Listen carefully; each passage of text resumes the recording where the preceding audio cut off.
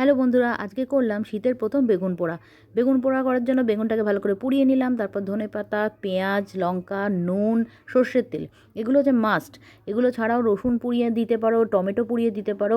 এইগুলো আমার কাছে ছিল না, তাই আমি শুধুমাত্র বেগুনটাকে পুড়িয়ে নিয়েছি এবং গরম থাকতে থাকতেই আস্তে আস্তে হালকা করে বেগুনের পোড়া অংশগুলো ছাড়িয়ে নিয়েছি।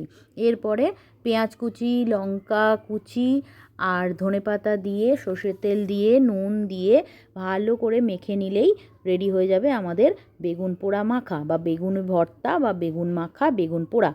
শীতের দিনে গরম গরম বেগুন পোড়া দিয়ে রুটি বা ভাত খেতে প্রচণ্ড ভালো লাগে। তোমরা সবাই এভাবে করে দেখো, খুব ভালো লাগবে। সর্ষের তেল কিন্তু মাস্ট। সর্ষের তেল ছাড়া আর ধনেপাতা ছাড়া সেই টেস্টটা কিন্তু কখনোই আসবে না। সর্ষের তেলের ঝাঁঝ আর ধনেপাতার সুগন্ধ, এছাড়াও লঙ্কা আর ধনেপাতা, পেঁয়াজ, এগুলো দিয়ে মেখে নিলেই ব্যাস তৈরি। একটা বড় বেগুন খেতে খুব ভালো লাগবে। সবাই খেও আর কমেন্ট করো।